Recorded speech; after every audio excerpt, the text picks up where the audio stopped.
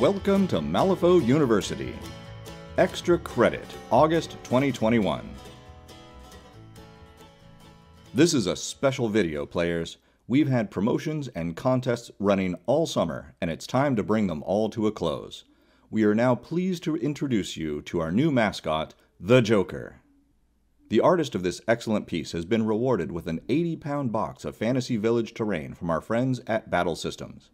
We also send our appreciation to the folks at Steam-Powered Scoundrels for kicking off this month of Revelations. Now, let's get to ours. The excellent folks at Wyrd have been teasing out the new titles many models will soon receive, and how those titles will alter their powers. If this is news to you, titles have existed already, but are scarce. Lucas McCabe, Relic Hunter, has one, and he becomes Lucas McCabe, Dismounted Hunter, when his horse dies. When his title changes, his powers and stats change. Upcoming titles will allow players to use their existing models in new and exciting ways. We have the honor of giving you a special sneak peek at the titles for two existing masters and revealing a new enforcer. To be clear, we did not steal this from Wyrd just to dump it on the internet. Wyrd is generously letting us share this with you early because it's just too cool to keep a secret. The analysis, speculation, and opinions shared in this video are those solely of Malifaux University. You can download the new cards and the art of the new characters from the links in the notes below, but just remember, these are subject to change before their official release. Anyone with an Outcast crew has probably either enjoyed playing or dreaded playing against Viktoria Chambers. Part of her appeal is that when Viktoria Chambers is your crew leader, you get to hire her twin for free. They work synergistically on the table with 4 of her 6 abilities and all 3 of her tactical actions connected to what is going on with the other model. Viktoria Chambers, Twin Blades, turns Kill Bill up to 11 and puts a very fresh spin on this excellent leader. On the front of the card, you'll immediately notice some major stat changes. Her cost jumped from 11 to 16, putting her among the ranks of Lady Justice and Zoraida as the most expensive models in the game. Her defense and willpower both flip between 5 and 6, and her health took a 50% bump going from 8 to 12. You'll also notice her size jump to 3, because now, instead of 2 separate models on 30mm bases, she's one model with both sisters on a single 50mm base. Since she's physically linked to her sister now, 4 of her old abilities are now irrelevant. Let's take a look at what she has now. Apprentice is a brand new ability no other model in Malifaux currently has. Instead of hiring her sister for free with the Ashes and Blood ability, she now gets to bring along the 4 Soulstone Enforcer, Student of Conflict, for free. The original Viktoria Chambers does not have a totem, so this may be the Twin Blades' way of making up for that. She kept battle tempo and into the fray, but now she's bulletproof, reducing all projectile attack damage by 2. This is a rare ability previously seen on only 3 other models, and even then, only at +1. Completing her card, she now has Combat Finesse, preventing attackers from cheating when they use melee attacks against her, and Diving Charge, which allows her to charge while engaged and ignore both terrain and models while doing so. Both of these abilities are on only 4 other models' cards. On the flip side of her card, her Enchanted Katana has been upgraded to a Whirlwind of Blades. It still has only a 1-inch range, but now has a positive modifier built into the stat. It does 3, 4, 6 damage like it used to, but now it also allows Viktoria to ignore other models and move 2 inches. Fans of the old Whirlwind attack trigger that damaged models in a 1-inch radius will appreciate the new Sweeping Strike that adds blast damage to this melee attack. Viktoria Chambers' Twin Blades has dropped her custom firearm to give way to her new Combat Maneuver. This tricky action lets her target a size 1 or 2 model within 1 inch and place it within 6 inches and line of sight of herself. The built-in crow all but guarantees the Bladed Flourish trigger that causes the targeted model and any models between Viktoria and wherever she places the target to pass a defense duel or suffer 3 damage, ignoring armor. Let's see what that might look like on the table. Viktoria Chambers, Twin Blades, has had enough of Captain Zip's boring conversation, and before he can get chatty, she activates and hits him with her combat maneuver. She flips a 7 of rams for a total of 13, and Zip flips a 2 of crows. That goes with his movement stat of 8 for a total of 10. Viktoria wins the duel and places Zip 6 inches behind her, on the other side of the first mate and an iron skeeter. This is where being on a 50mm base can really make a difference in her game. It's up to you and your opponent to determine what the area between the target and this model really means, but one way of doing so would be to draw sight lines from Viktoria's base to the original target, in this case, Captain Zip. Any model that crosses one of those lines could reasonably be said to be in that area. The wider the base, the larger the area. Now that she's done with her place, the bladed flourish kicks in from the crow built into her stat. In any order determined by the Bayou player, those 3 models make defense duels. Let's say Zip flips a 5 for a total of 11, first mate flips an 8 for a total of 13, and the iron skeeter flips a 4 for a total of 9. Zip takes 3 damage, first mate is unharmed, and the iron skeeter takes 3 damage since this attack ignores its armor. Since the primary appeal of this attack is doing 3 damage to multiple models and ignoring armor, it's worth re-examining the rule of line of sight, since this place action has to have line of sight to the destination. Simply put, because Viktoria Chambers is size 3 now, she can ignore any size 0, 1, or 2 models between herself and where she wants to place the target. In this example, she's moving Captain Zip, who is size 1. She's drawing line of sight through the first mate, who is size 2, but the iron skeeter is size 3 and blocks her line of sight. However, as long as she can still draw one clear sight line from her base to the destination, she has line of sight and can place Captain Zip there. The other trigger is Swift Action, which does no damage, but lets Viktoria do this action again. This is a handy way to clear enemy models away from another model or an objective, or even to place them into engagement with another member of Viktoria's crew or into hazardous terrain. Since the original tactical actions are irrelevant for Viktoria Chambers' Twin Blades, she now has 3 new tactical actions. If she finds herself in imminent danger, she can use the new 1000 Cuts bonus action to create a 1-inch zone of hazardous terrain around herself. Since it doesn't specify a condition or other result, it will simply cause 1 damage to those affected by it. Her other 2 new tactical actions have to do with scheme markers. Treasure Seekers can give nearby mercenary keyword models the focused condition and might force a willpower duel from enemy models within 4 inches of Viktoria. Claim the Bounty lets Viktoria remove scheme markers and draw cards from the top of her discard pile, but be careful. It does say, remove all scheme markers within range.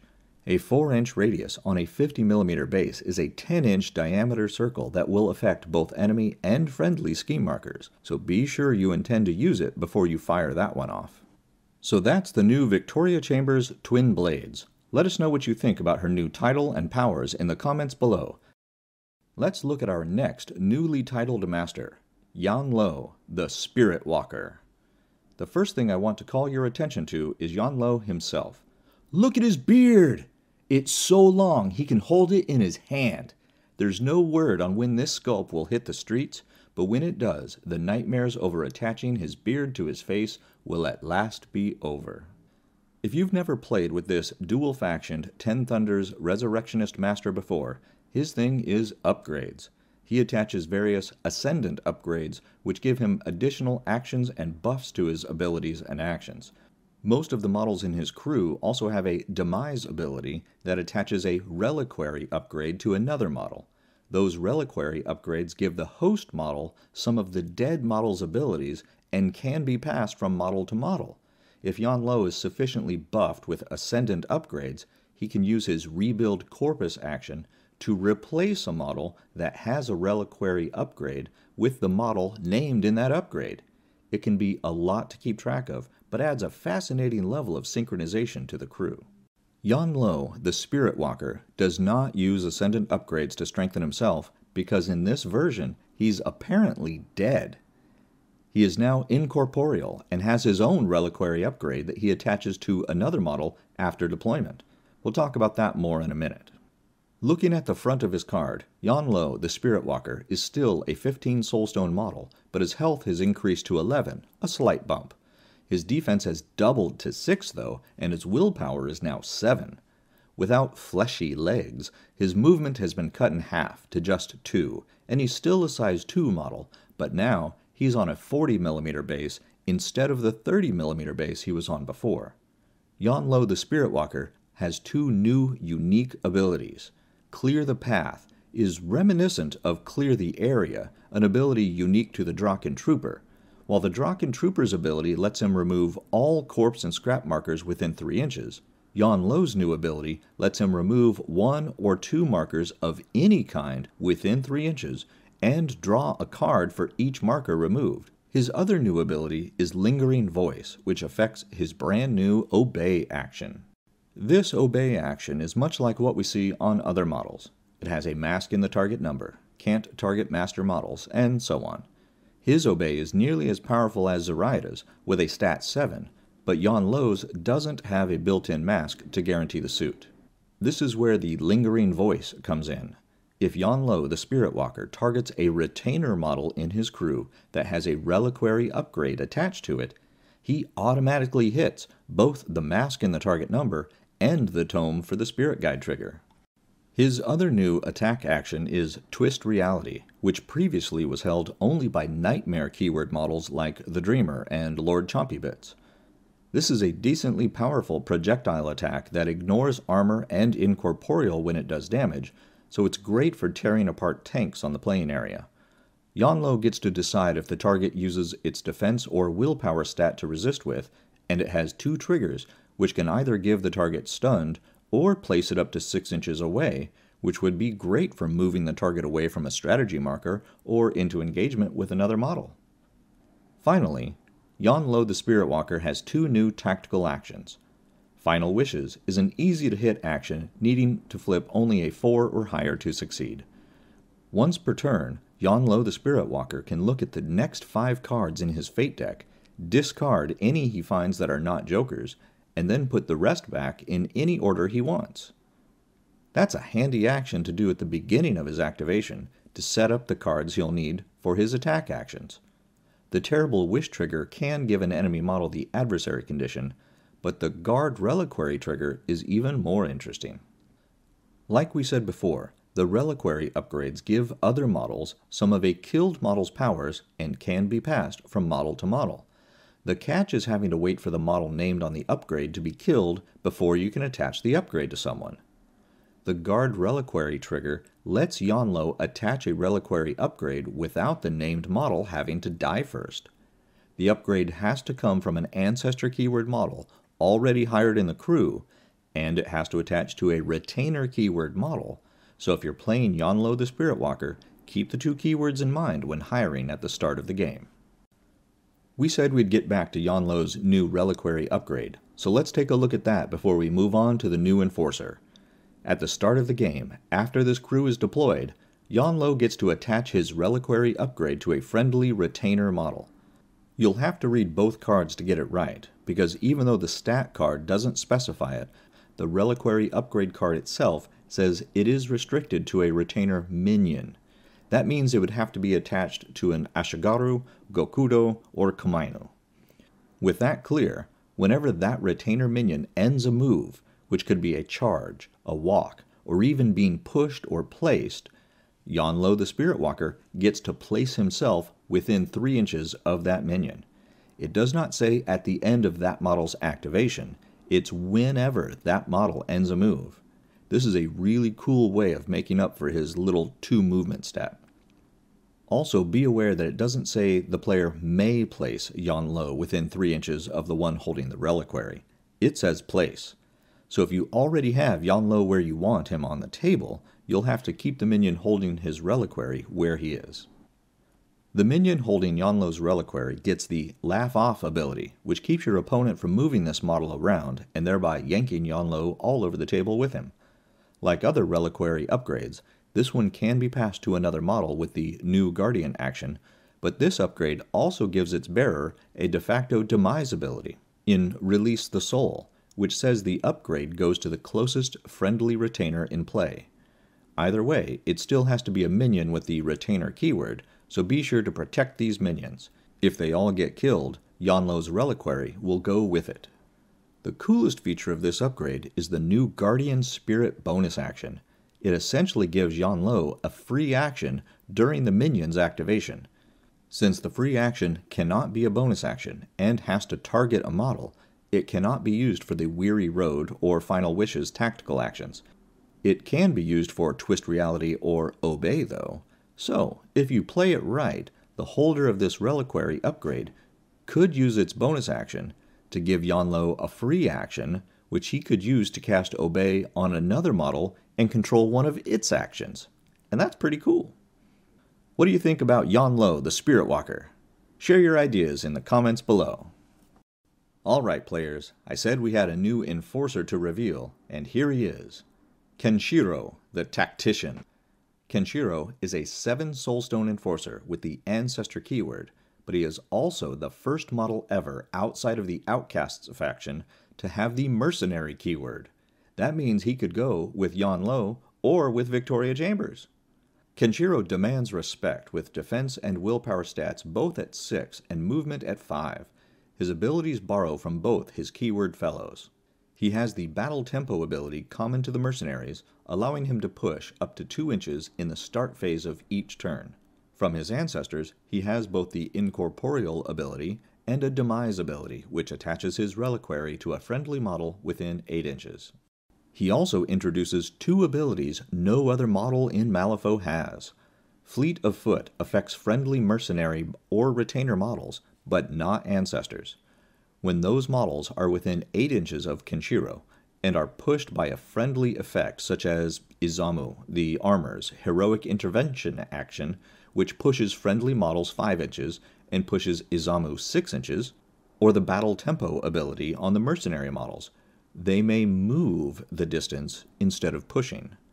This can help them get around other models or terrain, and since this is an aura effect and every model is friendly to itself, this also applies to Kenshiro and his own Battle Tempo ability. His other new ability also gives us a new token to play with. During the start phase of each turn, Combat Tactics gives Kenshiro 2 Tactics tokens. Whenever any model in Kenshiro's crew would cheat fate, it can discard a Tactics token to cheat fate with the top card of its fate deck instead of from its control hand. Naturally, this preserves your control hand, but if you combine this with his Seeking the Blade bonus action, you'll often know what's on top of your fate deck.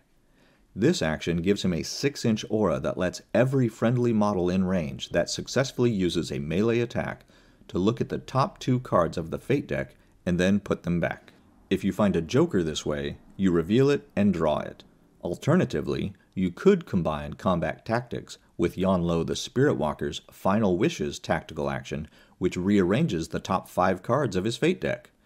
Either way, this gives the crew a chance to cheat fate even after its control hand is completely gone. Nothing says these tokens are discarded at the end of the turn, so if you don't use any of them in the turn they are gained, they roll over to the next turn. Kenshiro's other tactical action is also a bonus action. A New Horizon lets him target a scheme marker within 6 inches and place it anywhere within 6 inches of where it was. You need to flip only a 3 or better to pull this off, so it's a handy way of blocking the placement of a new scheme marker or robbing your opponent of a point.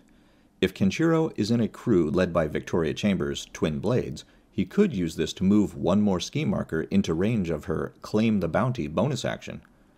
A New Horizon does have a tome in the target number though, which makes it a little trickier to hit, but you can always cheat. As his title suggests, Kenshiro is a tactician that helps other models, but he himself is not a heavy hitter.